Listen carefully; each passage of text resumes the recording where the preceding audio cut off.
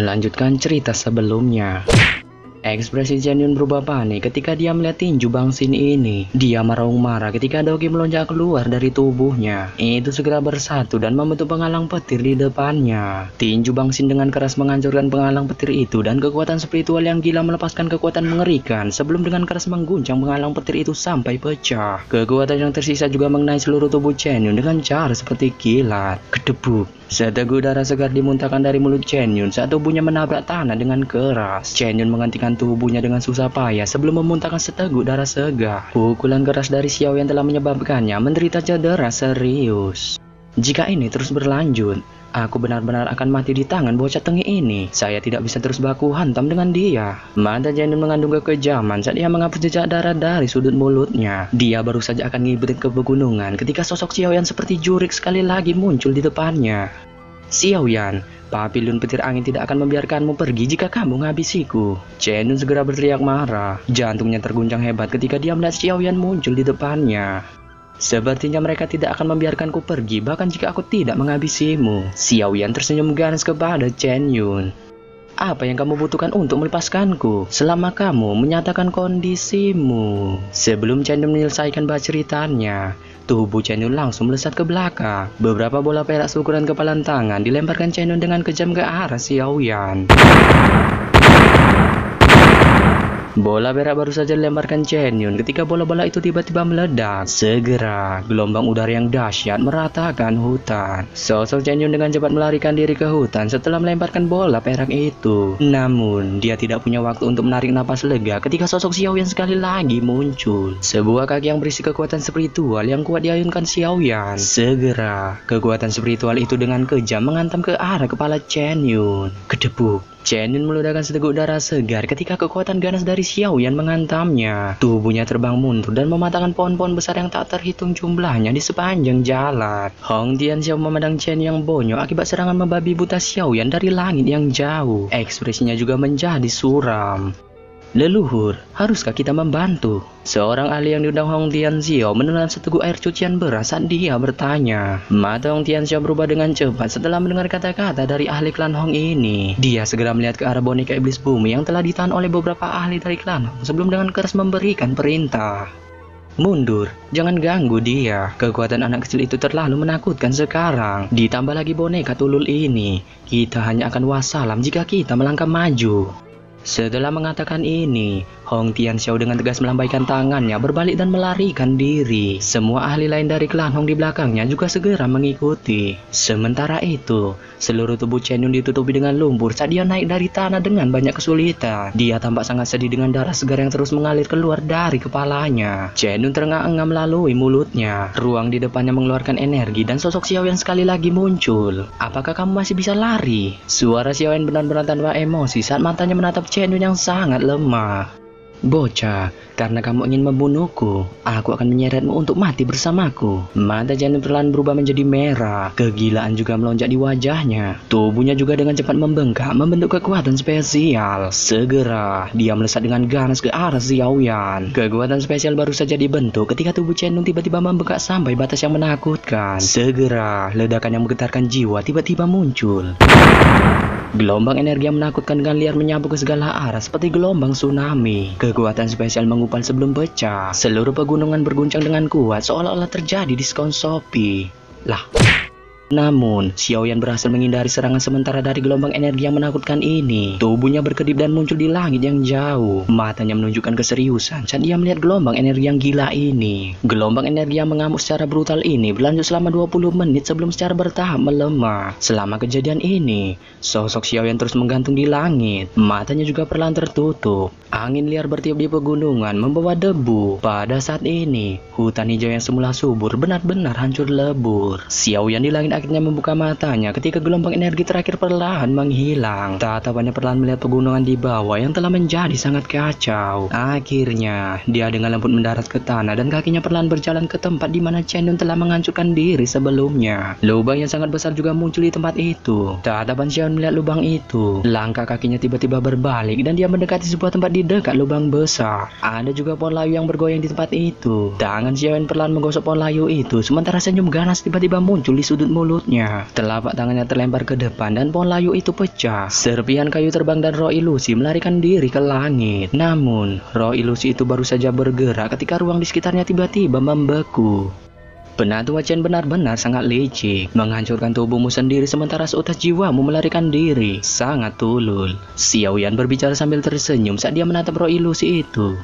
Xiaoyan, jangan habisi aku. Kita bisa duduk dan berbicara dengan benar. Kamu tidak ingin menyinggung pavilion petir angin dengan cara ini, kan? Roh itu baru saja terperangkap ketika sosoknya segera berubah menjadi wajah ilusi Chen Yun. Pada saat ini, matanya mengandung rasa takut yang tulus kepada Xiaoyan. Aku juga tidak ingin menghabisimu seperti itu. Namun, semua ini karena ulahmu. Xiaoyan menghela napas. Dia mengulurkan tangannya dan segera meraih jiwa Chen Yun. Bocah tulul, pavilion petir angin tidak akan membiarkanmu pergi. Tunggu saja ajalmu. Chen Yun mengutuk dengan kejam saat merasakan niat ganas dari Xiaoyan. Sebelum Xiaoyan mengucapkan salam dari Binjai, dia mengencangkan tangannya dan jiwa Chen Yun tiba-tiba meledak. Itu segera berubah menjadi bintik-bintik cahaya sebelum menghilang. Melihat pada bintik-bintik cahaya spiritual yang tersebar, Xiaoyan tahu bahwa penatua pavilion petir angin ini telah wassalam dengan dunia ini. Dia sangat berhati-hati dan tidak meninggalkan ruang bagi musuhnya untuk melarikan diri. Orang ini bukan kaleng-kaleng. Sementara itu, pria tua berpakaian putih yang bersama Han Sui tiba-tiba menghela nafas dan berbicara sambil berdiri di puncak gunung. Han Sui berdiri ragu di sampingnya dan mengedipkan matanya. Dia tidak menyaksikan kejadian di mana Xiaoyan menghancurkan jiwa Chen Yun. Namun, dia merasa bahwa kakek buyutnya yang tua renta tampaknya memberi Xiaoyan penilaian yang sangat tinggi. Kakek tua ini terlalu memuji saya. Saya hanya tidak mau membiarkan beberapa masalah mengikuti saya lagi. Tawa tiba-tiba terdengar di puncak gunung. Segera, sosok Xiaoyan perlahan muncul di depan pria tua berpakaian putih itu. Xiaoyan, Han Sui segera berteriak kegirangan saat melihat Xiaoyan muncul. Pria tua berpakaian putih itu juga tersenyum melihat Xiaoyan. Namun, kakinya telah bergeser setengah langkah ke depan sambil menghalangi Han Sui di belakangnya. Kakek tua tidak perlu takut, saya bukan orang yang haus darah. Selain itu, saya berhutang budi kepada Nona Han Sui. Membalas kebaikan dengan balas dendam bukanlah sesuatu yang bisa saya lakukan. Xiaoyan tertawa ketika melihat sikap berhati-hati dari pria tua itu. Pria tua berpakaian putih itu merasa malu-malu kucing setelah mendengar kata-kata Xiaoyan. Dia menangkupkan tangannya dan berkata, "Aku adalah Han Fei. Saya menyambut tuan-tuahan." Xiaoyan menangkupkan kedua tangannya dan menjauh sambil menyeringai. Ya, aku tidak pantas menerima salam sebesar ini. Han Pei melambaikan tangannya sebelum dengan sungguh-sungguh berkata, "Kami tidak akan mengatakan apa-apa tentang masalah hari ini. Namun, kemungkinan Hong Dian Xiao akan mengumumkannya kepada semua orang. Pada saat itu, kamu harus berhati-hati dengan pavilion petir angin." "Terima kasih atas saranmu, Tuan Han." Xiaoyan mengangguk. Karena teman muda Xiaoyan menyadarinya, aku tidak akan mengatakan basa-basi lagi. Saya akan mengucapkan selamat tinggal hari ini. Jika ada kesempatan di masa depan, saya akan datang dan mencari teman muda Xiaoyan. Mata Han Pei berseri-seri, pandangannya perlahan menyapu sekelilingnya. Akhirnya, dia menangkupkan tangannya dan berbicara kepada Xiaoyan. Xiaoyan tersenyum dan mengangguk ketika mendengar kata-kata Han Fei. Kamu harus berhati-hati." Han Sui berbisik kepada Xiaoyan ketika dia melihat mereka akan berpisah. Xiaoyan menyeringai ketika mendengar bisikan Han Sui. Dia berkata, "Kamu juga harus berhati-hati." Han Pei di sampingnya tertawa ngakak di hatinya setelah melihat kejadian ini. Dia menarik Han Sui saat sosoknya bergerak dan bergegas menuju pegunungan yang jauh. Awan perlahan berkumpul di puncak gunung, sementara Xiaoyan duduk bersila di atasnya. Sosok boneka iblis bumi juga duduk tepat di samping Xiaoyan. Tubuh boneka iblis bumi itu tidak bergerak sedikit pun, sementara matanya yang seperti Thanos perlahan melihat sekelilingnya. Xiaoyan mempertahankan meditasi ini sekitar 3 jam sebelum dia perlahan membuka matanya. Wajahnya yang agak pucat secara bertahap pulih. "Anak kecil, kekuatanmu terlalu lemah. Namun, sangat beruntung bahwa tubuhmu sangat tangguh. Kalau tidak, akan sulit untukmu bertahan dengan meminjam kekuatan spiritual saya." Tawa Tian Wu Junji terdengar di dalam hati Xiaoyan ketika dia membuka matanya. Xiaoyan menyeringai ketika mendengar kata-kata Tian Wu Junji. Dia bertanya, "Tuan Yao, di tingkat berapa kekuatanmu pulih saat ini?" "Sekitar bintang 8 dojo. Setiap peningkatan akan sangat sulit. Setiap upaya untuk kembali ke kelas dojun akan membutuhkan tubuh fisik yang sangat cocok dengan jiwa saya." Tian Wu Junji merenung sejenak sebelum tertawa licik. Bagaimanapun, anak kecil, kita telah sepakat sebelumnya bahwa kamu akan membantu saya menyelesaikan masalah tubuh fisik ini." Xiao Yan tanpa sadar tersenyum ketika dia mendengar kata-kata Tianhuo Junji. Tubuh asli memiliki tingkat kesamaan yang paling sempurna dengan jiwa seseorang. Jika jiwa sesuka jidatnya menempati tubuh fisik, kemungkinan efeknya akan sangat buruk. Oleh karena itu, tubuhmu harus secara khusus disempurnakan. Xiao Yan menjelaskan kepada Tianhuo Junji. Aku akan menyerahkan masalah penyempurnaan ini kepadamu. Ingat, kamu harus membuat tubuh yang terbaik untuk saya. Jangan sesuka jidatmu. Meskipun saya tidak pernah memperbaiki tubuh spiritual, saya juga sadar bahwa kekuatan ramuannya sangat penting. Itu juga akan menentukan pencapaian seseorang. Tianhuo Junji tertawa. Tuan Yao, yakinlah bahwa saya pasti akan membantumu memperbaiki tubuh terbaik. Xiao Yan merasa terharu saat dia menjawab.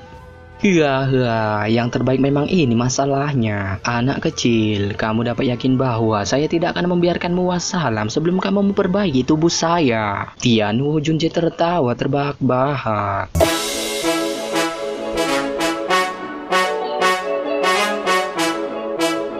Yo, jika kalian suka video ini, jangan lupa kalian hantamkan subscribe-nya, nyalakan tombol loncengnya, hantam like-nya, dijamin pecah HP bapak kau. Akhir kata, saya ucapkan bye.